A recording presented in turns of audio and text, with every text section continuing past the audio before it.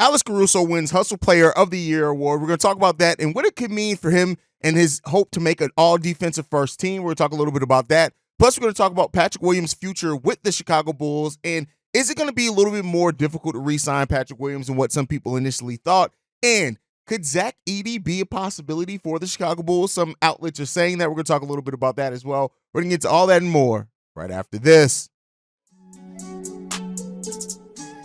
You are now tuned in to Chicago Bulls Central, your number one place for all Chicago Bulls news and content.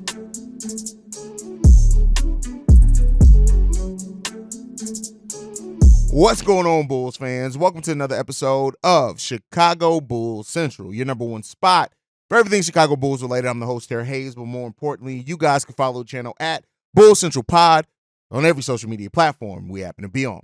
With that being said, let's go ahead and get into it. So Alex Caruso wins Hustle Player of the Year, and this is an award that this is the second time a Chicago Bulls player actually won this. Thaddeus Young won it when he was a Chicago Bull as well. And this is an award, they note it as this. Hustle stats include deflections, loose balls that were recovered, charges drawn, screen assists, contested shots, and boxed out. So that's what you look at as what it said. He led the league with 3.7 deflections per game. He ranked 5th in loose balls recovered as well, and 7th in charges drawn. So Alex Caruso wins the Hustle Player of the Year because of that. And this is coming off a year prior when Alex Caruso in 2022-23 was an all-defensive first team. You know, he's hoping to make that again. And Alex Caruso had a really good season for the Chicago Bulls. You know, over 10 points per game. He did about 4 rebounds, a little under 4 rebounds per game, 3.5 assists, over 1.5 steals per game, and 1 blocks per game. Alex Caruso also, you know, taking the highest volume of three-point shots, hitting it at the highest clip as well in his career. You know, Alex Caruso had in many ways what was a career year for him. And, you know, while it's not on the stat sheet, one of these seasons that jump out at you, that's why people didn't talk about it a lot, but make no mistake about it, last season, statistically at least, was the best season of Alex Caruso's career. Also playing in 71 games, which was the most in his NBA career as well. Alex Caruso balled out last year. And, you know, I love the accolades that he got. I don't know if he set out to win Hustle Player of the Year. We want Alex Caruso to be named for all defensive first team. We know he's not a finalist for Defensive Player of the Year. Hopefully he gets that award at some point in time, but you know, it is what it is, but you got to give hats off to Alex Caruso. But this has brought about kind of another set of questions around Alex Caruso. And I touched on this a little bit on yesterday's episode, so I'm not going to go into a huge deep dive on it in this episode. But you have to start asking yourself is Alex Caruso one of the Bulls' best trade chips? And, you know, me and Pat talked about this a little bit because we did do a season review on Alex Caruso on today's Locked On Bulls. And Pat brought up the fact that he feels you're going to have to attach Alex Caruso to get anybody to take, even Zach LaVine. Now, I don't necessarily agree with that, right? I do think that Alex Caruso, maybe a Nikola Vucevic, a team, if they do want Caruso, they're willing to give those 2 first-round picks that are going to be probably in the 20s, right? Maybe at that point you can try to, you know, maybe finagle getting Vooch involved in that as well to make it a bigger trade. But ultimately, I think if the Bulls do move on from Alex Caruso, it's going to be that value of the 2 first-round picks is going to be the main thing. If you can try to dump any other salary with that, maybe Javon Carter, considering it's a lot lesser salary than Nikola Vucevic. But it's just, like I said, it stirs about all these extra questions on, is Alex Caruso somebody that the Bulls have to hold on to, or should they be looking to extract some of that equity in Alex Caruso around the league and use that to go out and get or to get those first round picks, to recoup some of the picks that you gave up to build this team, things like that, right? So those are the questions around Caruso, but you know, hats off to him. I want to give him all the acknowledgement for winning this Hustle Player of the Year, because hustle is a word that you do think of, that dog, right? Is a word that you think of when you look at Alex Caruso and the way he impacts the game. You got to give him credit for that. And so I always, like I said, even in my evaluation of Alex Caruso, I've always looked at it as a, you know, he did exactly what he said he wanted to do in the season. When he talked about wanting to see his offensive prowess start matching what he brings defensively. And while, you know, how good he is defensively is always going to be hard to match to get to that offensively, right? Because he is such an important player for the Chicago Bulls on the defensive side of the ball. But hey, Alex Caruso just did so much, playing, you know, out of position for the Chicago Bulls, basically almost his whole tenure here with the Bulls. You got to give Alex Caruso tons of credit for who, what, and the person and player that he is. And so I love Alex Caruso on this team. You guys know if you can keep somebody on the team, Alex Caruso is somebody that I really do want to see stay on this team personally. I just think that it's been so important, how he's grown and developed for this team. I think it's been so great. And so hopefully the Bulls can find a way to keep Alex Caruso if they are trying to still remain competitive and compete even for a play-in spot. It makes sense to keep Alex Caruso on the roster. But hey, if you do get an offer that you can't turn down, which is what the Bulls has basically set the market at for Alex Caruso, I couldn't be mad if they necessarily do that either. It's just, if you're going to trade Alex Caruso for picks, you better get the damn picks right, AK. Can you do that? Can you do that, brother? But hey, it is what it is when it comes to that. But I want to talk a little bit about Patric Williams up next, right? Patric Williams is one of the questions, along with DeMar DeRozan, Andre Drummond. He's the free agents on the Bulls board. Torrey Craig could also be that. And I left Patric Williams out of my conversation yesterday as far as, players in the untradeable tier list. I didn't even list them, right? And I think a big part of that is because of his restricted free agency. And I think, restricted free agency, it's a difficult thing. It can be very complicated, right? So if you get to the point of a team signing an offer sheet to you, then that's it. Or you can try to do a sign and trade still while a player is in restricted free agency, or you can try to, sign them yourself, right? And I think there's a lot of options ahead of Patric Williams, and the Bulls have a tough question to ask because there's no mistake about it, right? Regardless of the reason, right? There's a lot of different reasons you can look. You can look at role. You can look at the number of players. You can look at the fact that we shifted from being a team that was supposed to develop organically through the draft to a team that was trying to compete. But Patric Williams has not developed the way that the Bulls had hoped. I don't think anybody's going to knock that. The reasons why we may disagree as Bulls fans and the reasons why, and that's fine. That's not the conversation I'm having here, right? So please sound off down below for that down below. I would love to hear that. But Patric Williams is a player that it's really hard to gauge, right? While he had months like he did in December, where they were a really good month in December there when initially went down, and even Arturas Karnisovas saying things like, he would have loved to see what Patric Williams would have been for this team over the last 3 months of the season, but he wasn't able to do that. And, the thing with Pat is that we keep seeing the flashes with Pat. And those flashes look really good. When Patric Williams is on, those flashes look great. And it reminds you of just the potential that Patric Williams can be in. But maybe I'm jaded. Maybe I'm just somebody who's watched too much basketball. But there are a lot of players that show flashes. And some players over their whole career will be players that just show flashes. Now, I'm not saying that we can say that about Pat quite yet. He's only 22 years old. This is still going to be another season where there are going to be rookies coming into the league that are the same age, if not still a little bit older than Patric Williams. So he still has room to develop. I know Bulls fans don't like to hear that. Some, they like to say, well, Pat is this, he's a bust. I can't personally call it that yet. He's still too young for me, even though he's played 4 years in the league. But then you look at it. He had the first season where he played 71 games, started all 71. He played all 82 games last season, started 65 of that. And then this season, he played 43 games. His second season, only 17 games played, 9 games started. That was riddled by injury as well. And I think that plays a part into the negotiations that the Bulls have to have with Patric Williams, is that you have to ask yourself, how much do you feel like you can bet on Pat just staying healthy?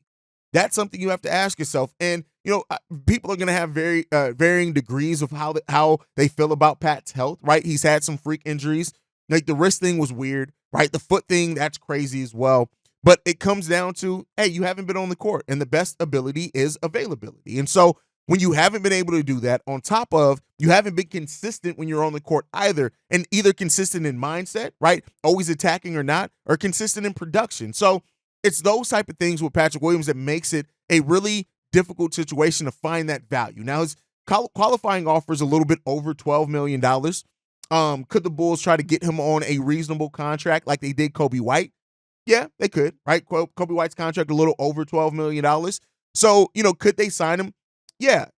Typically, though, you don't see players sign for less than their qualifying offer. You just don't see that happen a lot. It happens, but you don't typically see that happening a lot. And I guarantee his agency is going to try to push the potential aspect of Patric Williams to try to get him a little bit more money. Now, there's a couple of different scenarios that this could go. Patric Williams could play on the qualifying offer, take that, go back into unrestricted free agency the following year, a la what Ben Gordon did to the Chicago Bulls, right? And then bet on himself and then say, hey, I'm an unrestricted free agent now. If the Bulls don't have the role or don't want to offer me the money, I can go wherever I want. So I don't have to worry about this offer sheet and the Bulls matching, things like that. I don't say that I can't say that I get that feeling from Patric Williams as a person, but you just never know. Once, you're out in the market, once, contracts start getting thrown towards you, numbers and things like that, things can change drastically.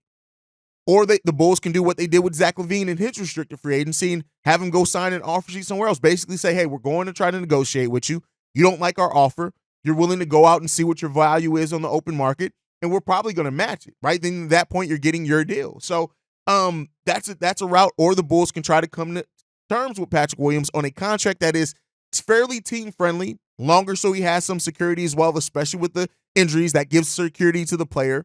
And it really depends on what that number is. And, how much does the Zach LaVine future, the DeMar DeRozan future kind of play into what Patric Williams has going on in the mindset of the Bulls is another question. But this is going to be one where it's going to tell us a lot about where Patric sees himself, where the Bulls see Patric, and that's going to tell us like where how difficult it is for them to agree on a number, right? And so I think it's going to be a really interesting aspect of free agency to watch how this comes together and where Patric Williams ends up. If he ends up back with the Bulls, if he ends up here on a longer-term deal, on a one-year deal, the qualifying offer, or if he ends up with another team signing another offer sheet or whatever. I don't know if the Bulls are going to let him go, right? I don't know if it comes to the offer sheet thing, I don't know if Patric Williams out there with other teams is going to have the value to where he can sign a contract that's going to be something the Bulls aren't willing to match. Where do things have happened? I can't say that it's outside the realm of possibility entirely, but I do think that is a case scenario for the Chicago Bulls and Patric Williams. So, watching how this develops is going to be fun. That's always one of the fun things about the offseason for me is watching how, kind of things develop and what they tell you. And I think the way that the Bulls came to agreements with Kobe White and Ayo Dosunmu told us that there was mutual interest for both sides to stay here in Chicago and that the Bulls saw value in those guys. They just got team-friendly contracts. Those guys understood that they had things left to prove. They were both coming off, not the best statistical seasons. Kobe White had a really good, strong one. Ayo had a sophomore slump. So, it's going to be fun to watch how this develops, I think. And I can't wait to see what it turns into and where he ends up. If Patric Williams, I hope that he does stay here, and I hope that Patric Williams still hits on that potential that he has.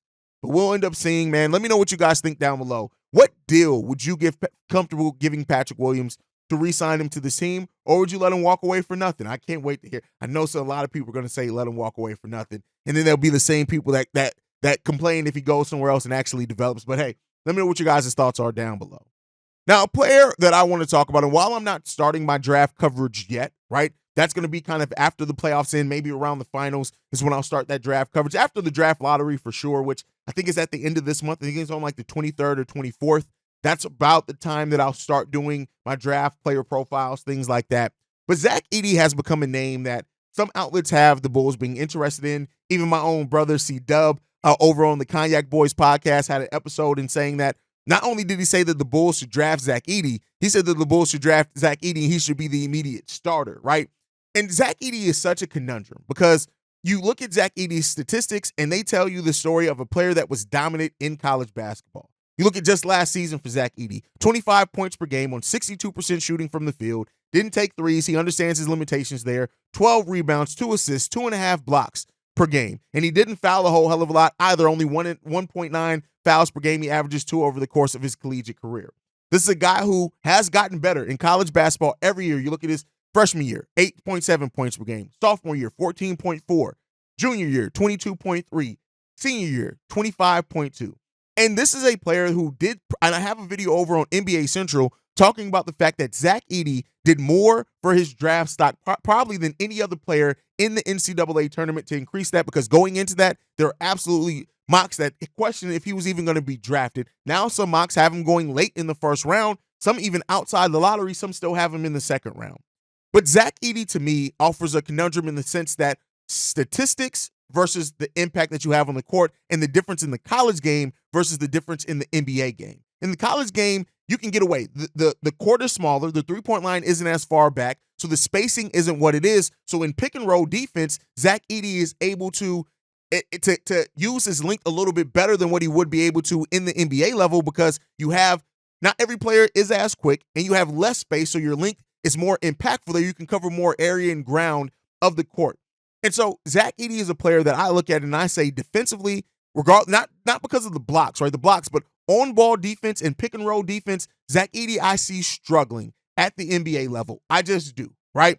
And I think if the Bulls are going to go, because what we're looking for, theoretically, in my mind, is that we're looking for a center that not only can rim protect, that is something, and Zach Edey does project to do that, but also you don't want to keep somebody who's just as bad defensively in pick and roll defense as Nikola Vucevic. And that's why I worry about Zach Edey at. And also his ability to score, he's not going to just, we've seen it. You can't just overpower people in the NBA anymore. Not with the skill set people have, because people can strip the ball from you. It's going to be difficult. Jahlil Okafor couldn't make it in the NBA. Kofi Cockburn couldn't even get drafted to make a team, right?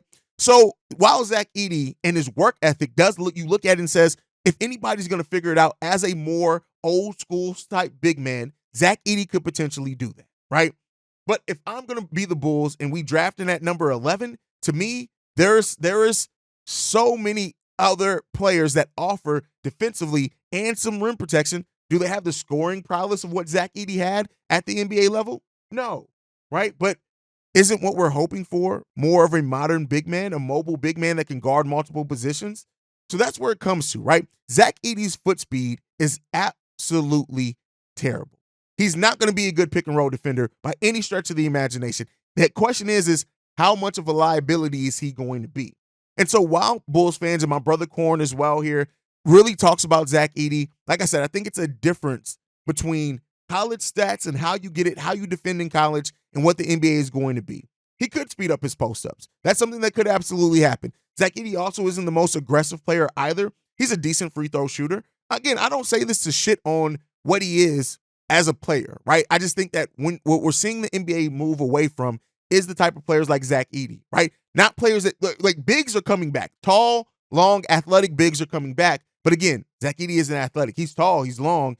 But you got to question that other aspect of the game. And so I think ultimately when it comes down to it, while Zach Edey has some things that you can absolutely look at and try to and say, I could see this translating to the NBA game, it's still going to be a tough test for him defensively. It's going to be really difficult for Zach Edey defensively in the NBA, in my opinion. So, and we'll cover it. We'll go in a little more detail. I'll go over some tape. You guys know how I do. But when I'm looking at like center prospects in this draft, of course, Alexander Sarr above him. Of course, Donovan Clingan above him, I believe. Khalil Ware, I have above him as an NBA big. I think he's going to be a better NBA big than what Zach Edey will be. So those are the type of things that I'm looking at. Kyle Filipowski as well. There's some questions on if he's actually going to go in the draft, but he's another guy that I see being a better, more versatile big at the NBA level because of what he's able to do. So that's kind of my thought process on it. I don't expect everyone to agree with it, and I know some people are going to, and ultimately it comes down to what does AK do? And I think that when you hear the Bulls say that they want to play faster, they want to play more modern, Zach Edey isn't that. Zach Edey is a throwback to a different era of big man. And while there's some specialty that, and people like compared him, do not compare him to Rudy Gobert. Rudy Gobert is so much more athletic than what Zach Edey is. And we know Rudy Gobert isn't like a world-class athlete. Don't compare him to Andre Drummond. Andre Drummond's way more athletic. He's a damn gazelle compared to Zach Edey, right? Even DeAndre Ayton is a more athletic big than what Zach Edey is. So, you can't. It's not just about being big and strong anymore. If this was the early to late 90s, it'd be a different story. Zach Edey would probably be a top 10 pick if that was the case. But I think the questions that you see around Zach Edey enough are to raise concerns about what this Bulls team needs. And so if you have complaints about Nikola Vucevic being slow, if you have complaints about him in pick and roll defense, Zach Edey is going to basically be starting off his career young at the same place where Vooch is now in pick and roll defense. And that to me is a concern. As somebody who wants to see this team get a center that can run with Io, run with Kobe, finish on the fast break, right? Block some shots. That's the type of center that I kind of see projected on this Bulls roster. But, maybe I'm wrong. Maybe AK and Eversley do look at it and say, and, we'll see. We'll see what ends up coming to that, man. But yeah, let me know what you guys think down below on that. I love you guys, man. Thank you guys so much for tuning in. This has been a fun offseason already, and we ain't even got it started yet. Like I said, we ain't even started the draft coverage yet. You guys got to wait. The draft coverage is getting real soon. Right after the lottery, I can't wait. I'm going to be bringing those draft profiles for you. We're going to go in depth on a lot of these guys that I can see. I just want to wait to see exactly where the Bulls are going to be picking before I get too into the weeds of that. And once we do that, that's going to really give me that area of players to look at, and it is going to be fun. I tell y'all that. Some of the best draft coverage for the Chicago Bulls you'll find right here on Chicago Bulls Central. But guys, thank you so much for tuning in. Make sure you guys are following the show at Bulls Central Pod. You can send us any feedback, questions, comments, concerns, bullcentralpod@gmail.com. Lastly, if you want to leave a text message and our voicemail for our mailbag, which goes down tomorrow, the number to do so, 773-270-2799. We are the number one spot for everything Chicago Bulls related, thanks to you guys. And like I like to end every episode on, go Bulls. Love you guys. See red if you can, y'all. Peace. This has been a presentation of the Break Media.